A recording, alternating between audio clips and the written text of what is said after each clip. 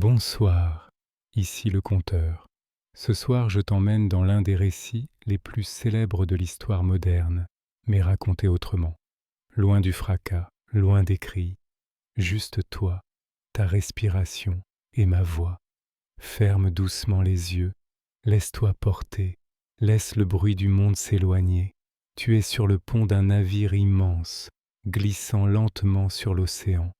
Tu entends les vagues, le vent froid du nord, le bois qui craque doucement sous tes pas. Je vais te raconter l'histoire du Titanic, pas comme un documentaire, pas comme un film, mais comme une histoire du soir. Une histoire vraie, grave, magnifique, que tu peux écouter en t'endormant. Pendant les 2 prochaines heures, je vais te guider à travers cette traversée légendaire. Depuis la première planche posée dans un chantier de Belfast, jusqu'aux derniers instants dans les eaux noires de l'Atlantique. Tu n'as rien à faire, rien à penser, juste écouter. L'histoire commence, maintenant. L'idée du Titanic n'est pas née d'un hasard. Elle a pris racine au cœur d'une époque marquée par l'ambition, la technologie, la grandeur. Nous sommes au tout début du XXe siècle. L'océan Atlantique est traversé chaque semaine par d'innombrables navires transportant marchandises, familles, espoir et fortune. 2 compagnies maritimes dominent les flots, la Cunard Line, réputée pour la rapidité de ses paquebots, et la White Star Line, bien décidée à proposer autre chose qu'une simple course contre la montre. En 1907, lors d'un dîner à Londres, entre 2 hommes puissants, J. Bruce Ismay, directeur de la White Star Line, et Lord William Peary, président des chantiers navals Harland and Wolff, naît un projet un peu fou, leur ambition. Concevoir non pas un, mais 3 navires absolument gigantesques. Pas pour battre des records de vitesse, mais pour offrir un confort, une élégance et une stabilité inégalées. Ces navires seraient les plus sûrs, les plus beaux et les plus impressionnants jamais construits. Le Titanic, dont on allait tant parler, n'était que le 2e de ces 3 géants. La construction commence à Belfast, en Irlande du Nord. Les chantiers Harland and Wolff sont alors parmi les plus vastes et les plus réputés au monde. Mais même pour eux, ce défi est hors norme. Il faut créer de nouvelles infrastructures, renforcer les quais, ériger des échafaudages immenses. 2 cales gigantesques sont réservées à la construction parallèle de l'Olympique et du Titanic. On abat des murs, on lève des grues, on prépare le terrain pour une entreprise colossale. Le 31 mars 1909, la quille du Titanic est posée. C'est le véritable début de son existence.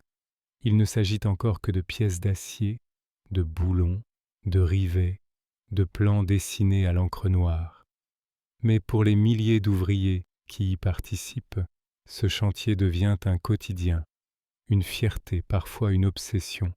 On travaille par tous les temps, du matin au soir, dans la poussière, la chaleur ou le froid. On grimpe haut, on soulève lourd et on se tait. À l'époque, la sécurité au travail est rudimentaire. Les accidents sont nombreux. Certains y perdent un doigt, un œil, parfois la vie. Et pourtant, personne ne doute. On construit un navire qui doit marquer l'histoire. Petit à petit, le squelette du Titanic se dresse. Son ossature métallique s'élève mètre après mètre. On y pose les premières plaques de la coque. On y fixe des poutres, des planchers. Les forgerons frappent. Les riveteurs s'activent. Le vacarme des outils résonne dans tout le port. Pendant des mois, Belfast vibre au rythme du Titanic. Les habitants suivent les avancées du chantier comme on suit la naissance d'un enfant. Puis vient le jour du lancement. Le 31 mai 1911, des milliers de curieux se massent sur les quais. Le Titanic est alors une immense coque vide, sans moteur, sans équipement d'intérieur. Il n'est pas encore terminé, mais c'est la première fois qu'il va toucher l'eau. On relâche les cales, on libère les chaînes. Dans un glissement lourd et maîtrisé, le navire se jette dans la mer. Il flotte. C'est un succès, mais il reste beaucoup à faire. Pendant près d'1 an encore, les ouvriers vont travailler à son aménagement.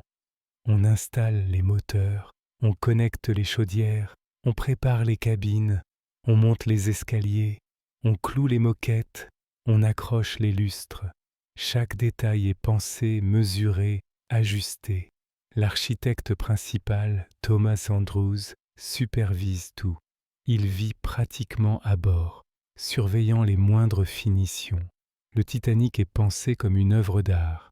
En première classe, les passagers disposeront de suites somptueuses, avec salon privé, salle de bain et lit à baldaquin. Les salons de réception sont décorés dans les styles les plus raffinés. Louis XVI, Empire, géorgien. Les murs sont ornés de boiseries, les plafonds de moulures. Il y a des salons de thé, une bibliothèque, un café dans le style parisien, une salle de sport, un fumoir, même une piscine intérieure. Pour ceux qui aiment se faire dorloter, des bains turcs sont disponibles, ainsi qu'un salon de coiffure. En deuxième classe, les conditions sont excellentes.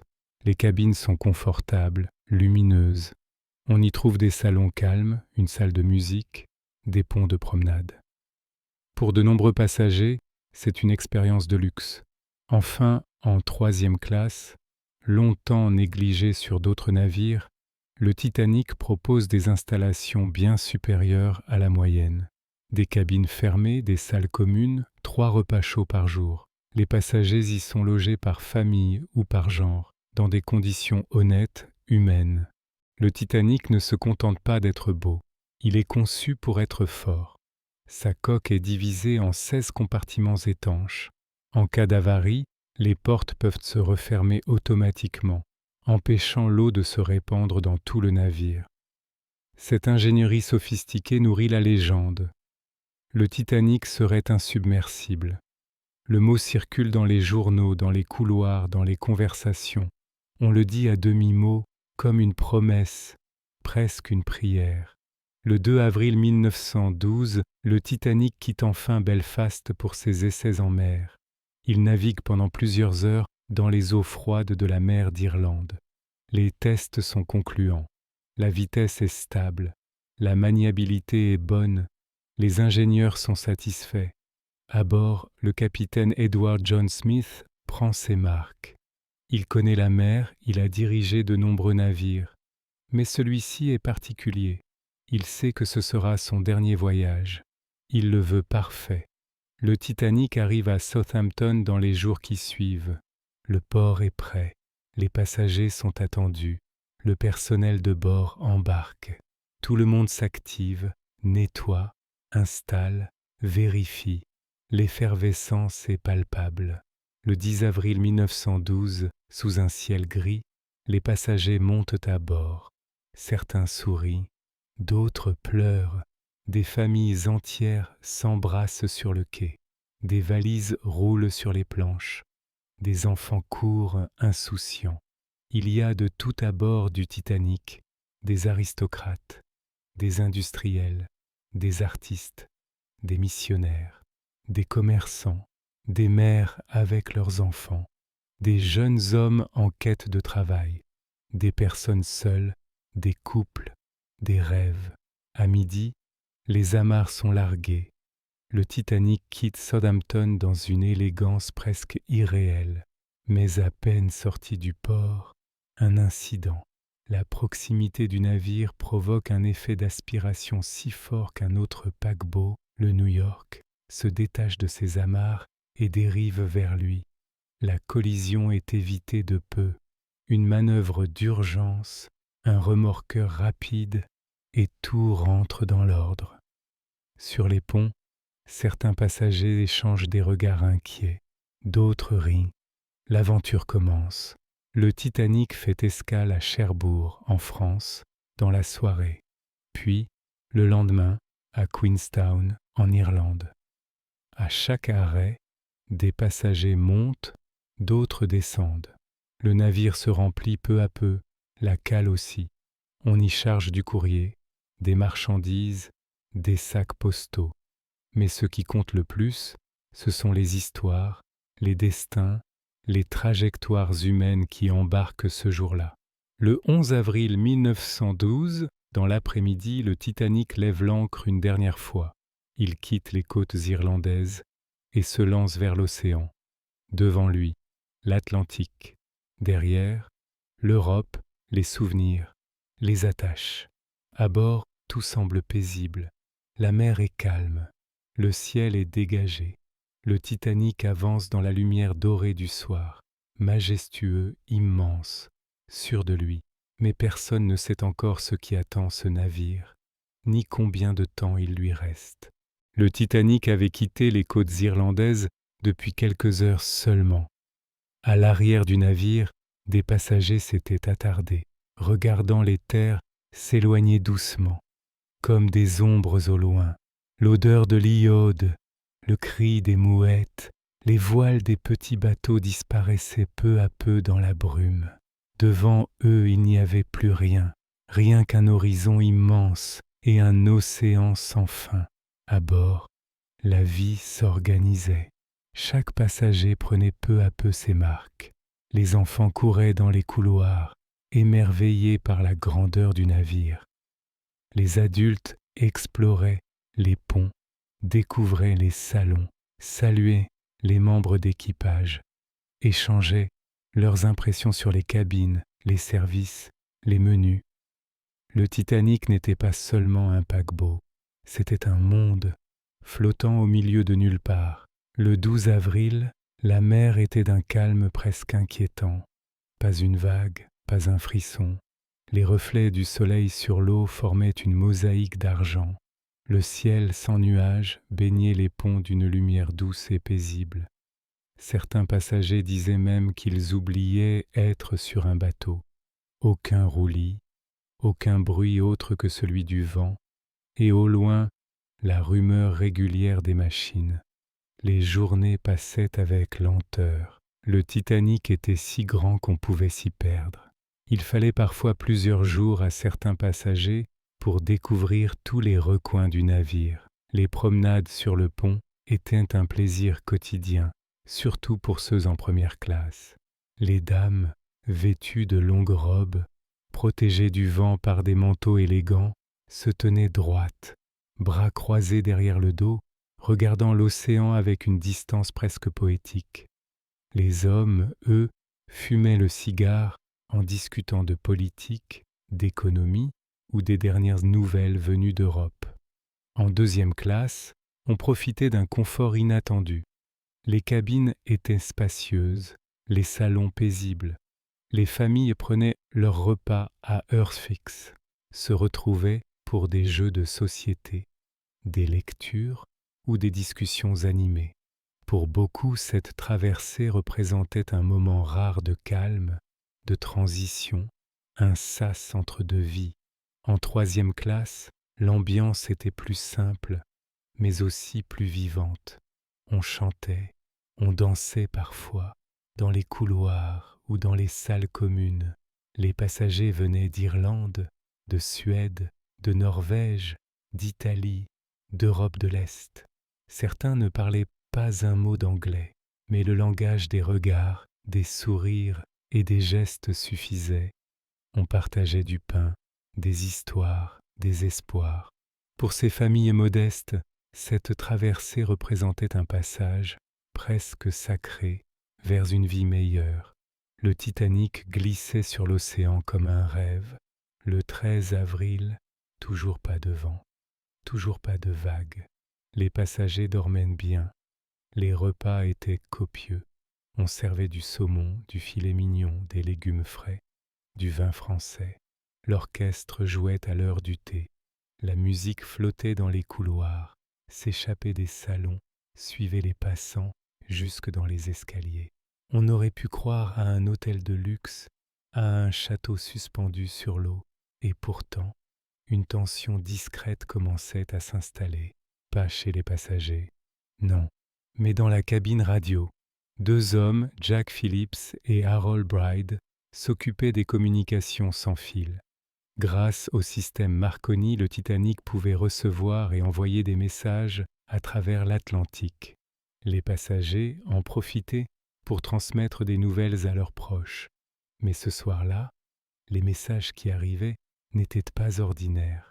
Plusieurs navires, croisant dans la même région, signalaient la présence d'icebergs. Le Caronia, le Baltique, le Californien, tous rapportaient la même chose. De la glace dérivante, massive, parfois invisible jusqu'à la dernière minute.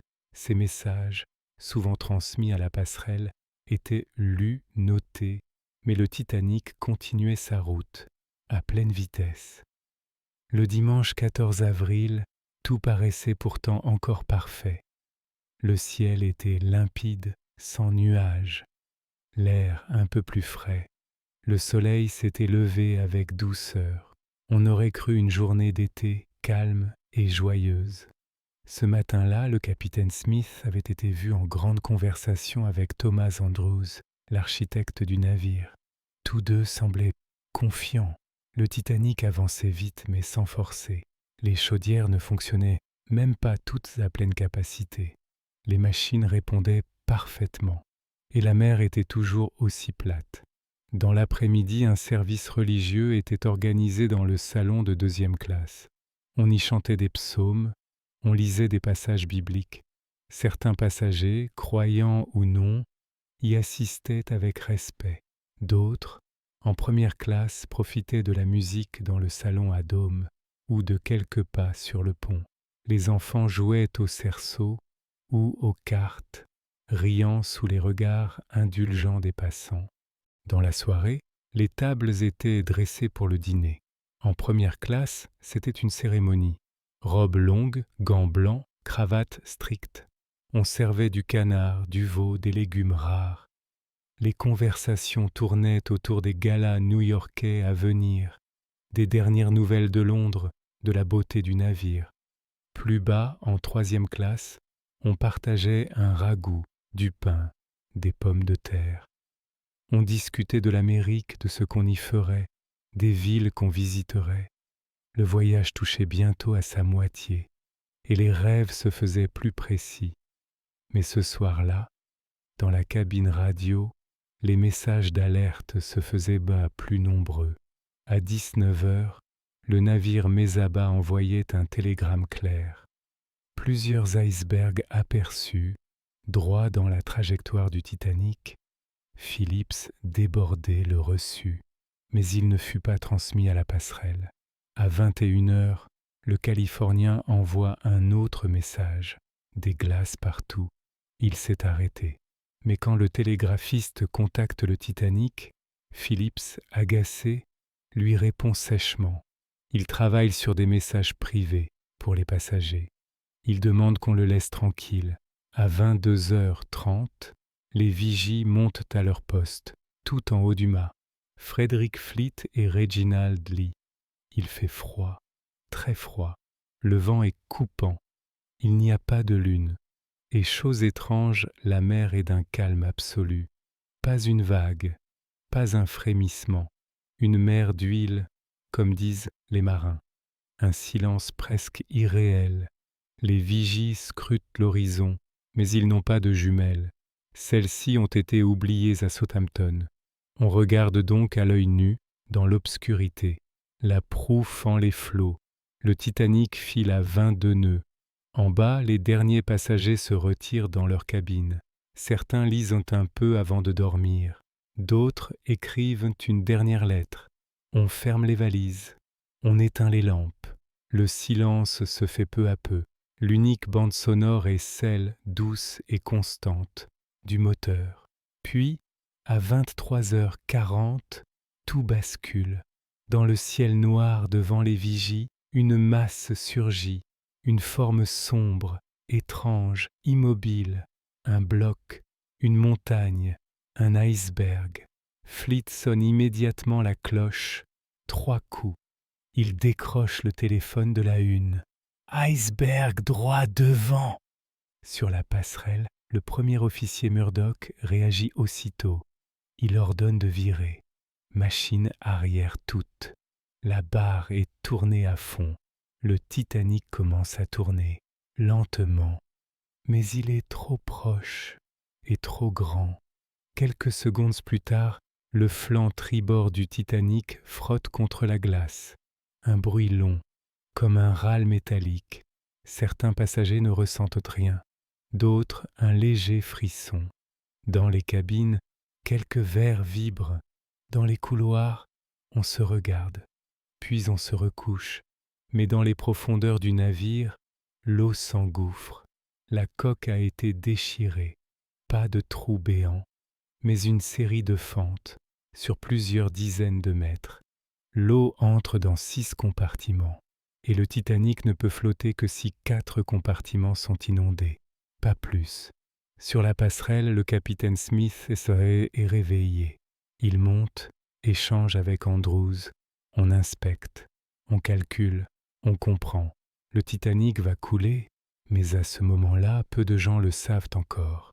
Les salons sont vides, le couloir dort. Le navire, lui, commence à s'incliner, très légèrement, presque imperceptiblement. L'orchestre pourtant va bientôt jouer, et les étoiles, dans le ciel noir, continueront de briller. Le Titanic vient de heurter l'iceberg. Il est 23h40, ce dimanche 14 avril de l'année 1912. La mer est toujours aussi calme. Le ciel incroyablement dégagé. Des étoiles, innombrables, semblent suspendues juste au-dessus de l'eau. Une nuit d'une beauté saisissante, presque irréelle, dans laquelle vient de s'écrire le premier mot d'un drame silencieux. À bord, pourtant, presque rien ne bouge. La secousse a été faible, un simple frémissement, un long glissement, comme si le navire avait frotté une pierre dans le noir. Dans les cabines, quelques passagers se réveillent, intrigués. D'autres ne se rendent compte de rien. Certains sortent en robe de chambre, croisent des stewards, posent des questions. On leur répond avec calme qu'il ne s'agit de rien, juste une précaution, un petit incident. Et beaucoup retournent se coucher. Sur la passerelle, les officiers savent déjà que ce n'est pas si simple. Thomas Andrews est monté immédiatement. Il est descendu dans les cales avec quelques membres de l'équipage. Il est revenu pâle, le regard fixe. L'eau monte, pas dans 1 ni dans 2, mais dans 6 compartiments. La conception du Titanic permettait à 4 d'entre eux d'être inondés sans faire couler le navire. 6, c'est trop, c'est fatal. Il n'y a plus de doute, le Titanic va sombrer. Pas maintenant, pas tout de suite, mais il va sombrer.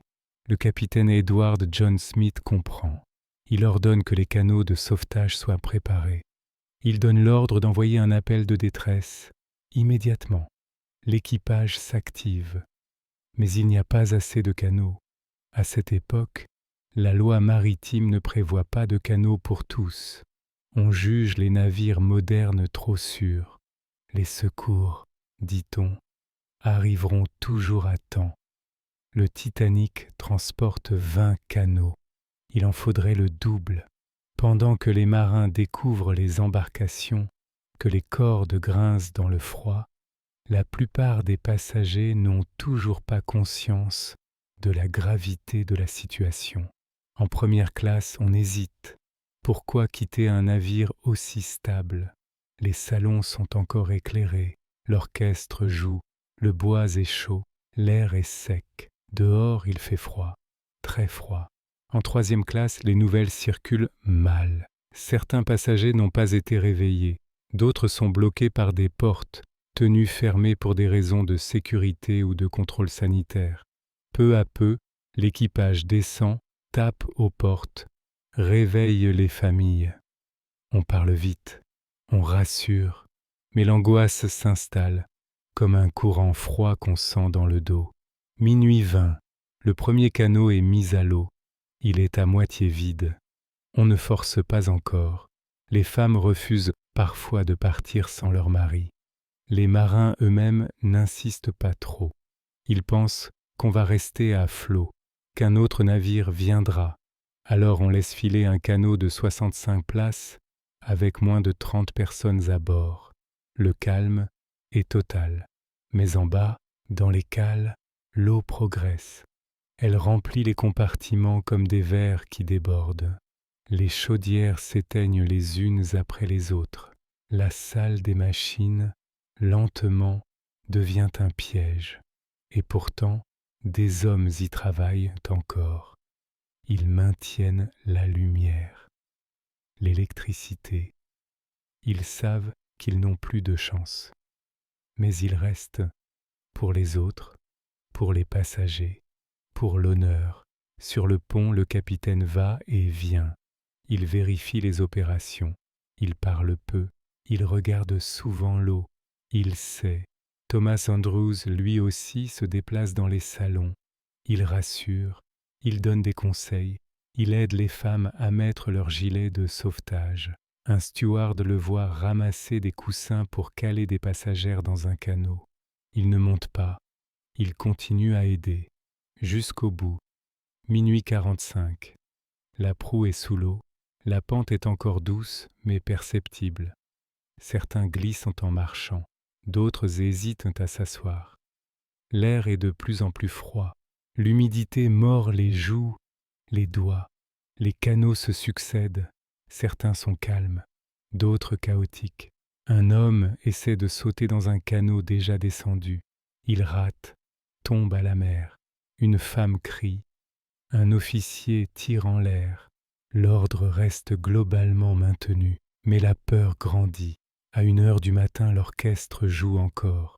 On l'entend depuis les ponts supérieurs, des morceaux doux, des valses, des airs religieux, peut-être automne, peut-être plus près de toi, mon Dieu. Nul ne sait avec certitude ce que furent les dernières notes, mais elles ont existé. Certains hommes refusent d'embarquer. Ils savent qu'il n'y a pas assez de place pour tous. Des témoignages diront que Benjamin Guggenheim s'est changé, qu'il a mis son costume, qu'il a dit vouloir mourir en gentleman. Des couples se séparent, d'autres refusent de le faire. Isidore Straus, cofondateur des magasins Macy's, dit à sa femme qu'elle doit partir. Elle refuse. Elle dit « Nous avons vécu ensemble, nous mourrons ensemble ». Ils s'assoient sur un banc et attendent. Des enfants pleurent, des femmes s'accrochent à leur mari. Des marins aident, ordonnent, soulèvent, rassurent, menacent parfois. Mais le temps passe. Il est 1h20. Il reste peu de canots. La mer lèche maintenant les lettres du nom du navire. La proue plonge, lentement, mais clairement. L'arrière commence à se lever, très doucement. L'inclinaison du navire change la manière dont les gens bougent. Marcher devient difficile. Certains s'accrochent aux rambardes, d'autres se mettent à genoux, prient, chantent. L'eau monte vite, plus vite qu'avant. Des cabines sont envahies. Les couloirs inférieurs deviennent des tunnels sombres. Des passagers courent, d'autres hurlent. Il est 1h30. La lumière vacille. Le pont est presque vide. Les derniers canots sont partis. Un radeau pliable est décroché. Il est mal fixé. Il glisse sur le pont. Il flotte à moitié, est tapé par l'eau. D'autres sont tentés, mais l'arrière du navire est désormais trop incliné. Des passagers sautent à l'eau. Le choc est terrible. L'eau est à 0 degré. Le froid c'est comme un mur. Il coupe la respiration, paralyse les muscles. On ne survit que quelques minutes. Il est 2 heures. Le Titanic est presque à la verticale. L'arrière est haut dans le ciel. La proue déjà engloutie. Le silence est étrange, interrompu par les cris, le métal qui plie, les appels désespérés. Puis vient un bruit sourd, un grondement. La coque se brise, le Titanic se coupe en deux, la proue disparaît, l'arrière reste suspendu encore un instant. puis il retombe et s'enfonce à son tour. À 2h20, le Titanic n'est plus. Sur la mer Noire, les canots dérivent, certains à distance, d'autres tout près. Dans l'eau, des centaines de silhouettes, des gilets, des mains levées, des voix qui faiblissent, et puis plus rien. Les canots n'osent pas revenir. Ils ont peur d'être renversés. Ils attendent. Seul l'un d'eux, le numéro 14, fait demi-tour. Il ne sauve que quelques personnes. Dans un canot, une femme serre un bébé contre elle. Dans un autre, un homme regarde l'endroit où le Titanic était. Il pleure sans bruit. Plus de 1500 personnes sont mortes. La plupart dans l'eau, d'autres piégées à bord, d'autres tombées, disparues. Mais à l'horizon, une lumière se rapproche. La mer est redevenue immobile. Le Titanic n'est plus. Il a disparu dans le noir. Quelques morceaux flottent encore. Des planches, des objets, des coussins, des vêtements, des lambeaux de vie. Et au milieu, des canots, épars, glissant lentement sur l'eau glacée. Dans ces canaux, le silence, la sidération. On ne parle presque pas. Certains pleurent, d'autres regardent fixement devant eux, sans rien dire. Le froid ronge les extrémités. Les visages sont blancs, les yeux rougis. Les gilets sont humides, les cheveux collés par le sel. Et toujours, ce silence oppressant, comme si l'océan lui-même retenait son souffle. De temps en temps, un cri, une toux, un enfant qui gémit, mais la plupart des passagers restent figés. La peur est passée, la douleur aussi. Il ne reste que l'attente. Les étoiles au-dessus d'eux sont toujours là, trop belles, trop indifférentes. Et à l'horizon, très loin, une lumière. Le Carpathia, un paquebot plus petit, a reçu l'appel de détresse. Son capitaine, Arthur Rostron, a tout de suite compris. Il a détourné son navire, réveillé son équipage, donné des ordres précis. À bord, les cabines ont été préparées, on a fait chauffer de l'eau, on a réquisitionné les draps, on a préparé du thé, du bouillon, du café. Il a fait couper le chauffage pour donner toute l'énergie au moteur. Il a doublé la vitesse, il a risqué les glaces. Et maintenant, il approche. À 4h du matin, le Carpathia commence à repérer les premiers canaux. Des fusées de détresse sont tirées. Le paquebot ralentit. On jette des cordes. On hisse les naufragés à bord. Certains ne peuvent plus marcher. D'autres sont en état de choc. On les enveloppe dans des couvertures. On les allonge. Des enfants cherchent leur mère. Des femmes regardent autour d'elles comme si elles s'attendaient à voir surgir quelqu'un d'un instant à l'autre. Mais ils ne viendront plus. Pendant près de 4 heures, le Carpathia recueille les survivants, canot après canot, histoire après histoire. Certains arrivent gelés mais calmes, d'autres sont hystériques. Certains murmurent le nom de ceux qu'ils ont laissés, d'autres refusent de parler. Quand le dernier canot est hissé, le Carpathia compte 705 survivants à son bord. Les autres, plus de 1500 personnes, sont restées dans la mer. Le Carpathia met alors le cap vers New York. Mais la traversée n'a plus rien d'ordinaire. Les salons sont silencieux. Les repas servis à peine touchés. Partout des groupes se forment. Des voix basses, des récits confus, des silences. Surtout, Margaret Brown, que l'on appellera plus tard l'insubmersible Molly Brown, s'active dès qu'elle le peut. Elle organise des collectes à bord, distribue vêtements et argent, réconforte les femmes seules, aide les enfants orphelins. Le commandant Rostron, infatigable, fait tout pour maintenir l'ordre et le respect. Le Carpathia n'est plus un navire, c'est un sanctuaire. À bord, les survivants commencent à raconter les heures du naufrage, les décisions, les erreurs, les choix. On s'échange les noms, on tente de reconstruire les familles, de noter ceux qui sont en vie et ceux qui ne reviendront jamais. À New York, la nouvelle du naufrage a mis du temps à parvenir. Les premières informations sont confuses.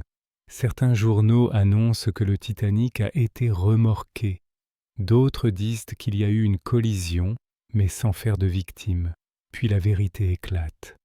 Et le monde entier retient son souffle. Des milliers de personnes se rassemblent devant les bureaux de la compagnie.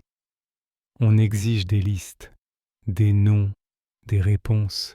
Des familles attendent sur les quais, dans le froid, sans savoir. Le 18 avril, en fin d'après-midi, le Carpathia arrive enfin. Sous une pluie battante, il entre lentement dans le port. Les survivants sont là, silencieux, debout sur le pont. Certains tiennent la main de leur enfant, d'autres ne tiennent plus debout. Le navire accoste, et la foule retient son souffle.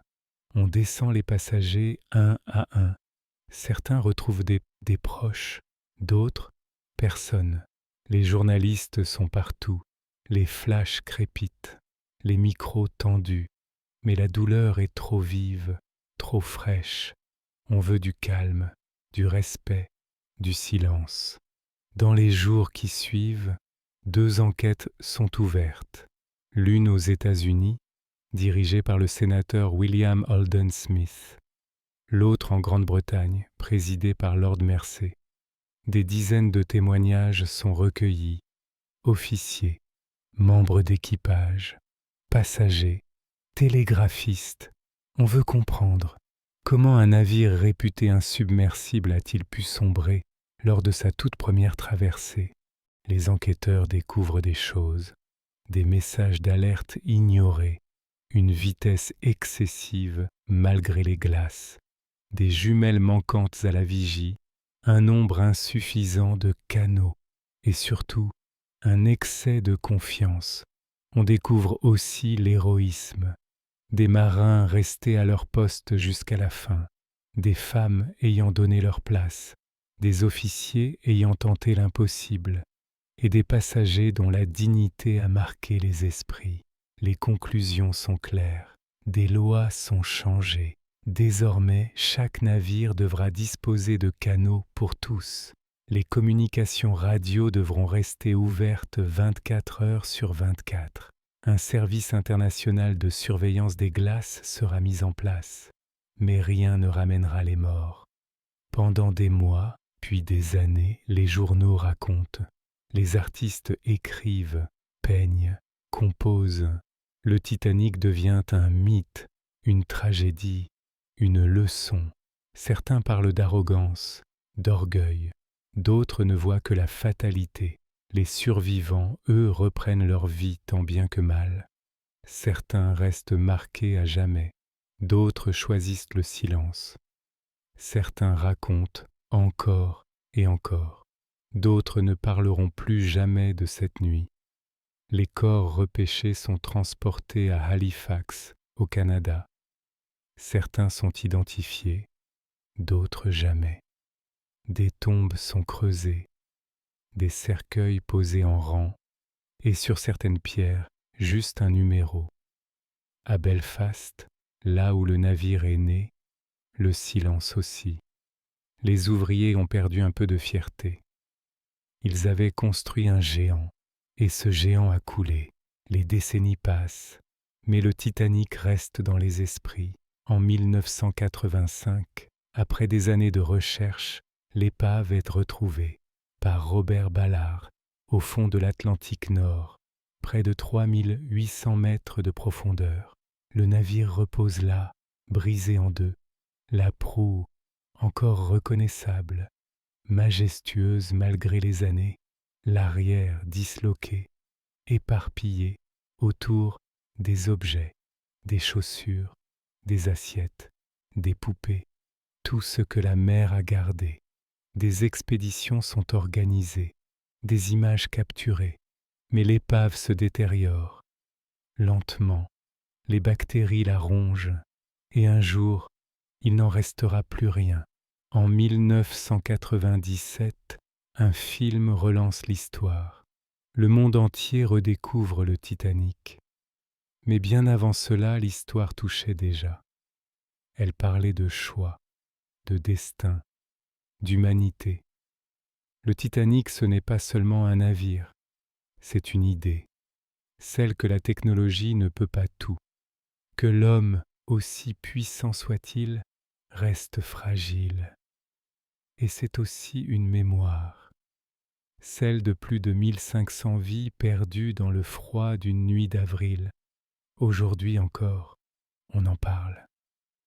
Dans les livres, dans les musées, dans les films, dans les mémoires, on lit les lettres des passagers, on regarde les photos, on murmure les noms, et parfois on se demande si ce navire n'avait pas coulé, s'il avait eu plus de canots, si les vigies avaient eu des jumelles, si la vitesse avait été réduite. Mais l'histoire ne se réécrit pas. Le Titanic repose là-bas, au fond de l'eau, et le monde depuis a appris. Tu peux à présent fermer les yeux. Le bruit du vent s'éloigne, les moteurs se taisent, le Titanic n'est plus, mais son histoire flotte encore doucement comme une chanson perdue dans la nuit.